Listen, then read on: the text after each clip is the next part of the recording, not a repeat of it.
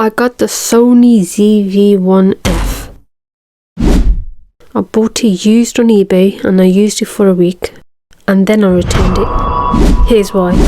Number 1. The stabilization issues. The ZV-1F does have a steady shot feature, but here's the catch. It crops the image, which completely defeats the purpose of the wide angle lens. And honestly, the wide angle lens was one of my favorite features, but when I used the full wide angle, I had to stabilize my footage using Catalyst Browse on my laptop.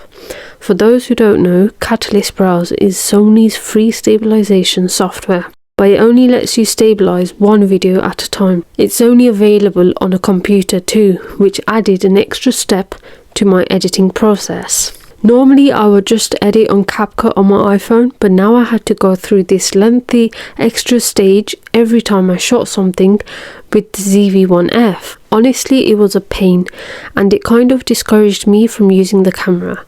Number 2. Autofocus problems.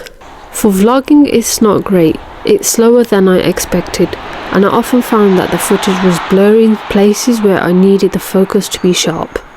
The same goes for photos. The autofocus was just not reliable. In comparison, the ZV-1 is much better in this department. Number 3. Battery life.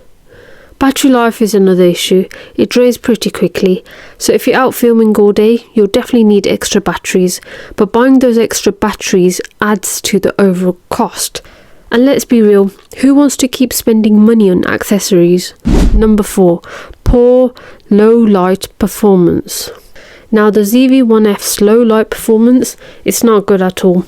The ZV-1 does a much better job in low light conditions, and honestly even smartphones like an iPhone or Android perform much better in these situations. It's a big letdown if you plan on shooting in less than ideal lighting. So here's the conclusion. So should you buy the Sony ZV-1F? Honestly, if you think you'll make a one-time payment and get everything you need, think again. The hidden costs quickly add up. Extra batteries, a case, and even different lenses. So is it really a budget camera as Sony claims? Here's who I would recommend it for. Talking head videos and stills. I do like the flip out screen and the touchscreen functionality, but for the price, personally I don't think it's worth it. However, if you find a used one at a good price, it could be a solid option, but it really depends on the type of videos you plan to make. If you're looking for professional vlogs or videos, I would say invest in something better. Even a used, higher end camera might serve you better in the long run. I don't regret buying the ZV-1F. It was a learning curve for me. I got to try it out in a variety of conditions, indoor, outdoor and low light. So now I can confidently say I've tested it enough to know it's not the right fit for me. I hope this review helps if you're on the fence about this camera. Maybe a brand new ZV-1F performs better, but I won't be buying one again to find out.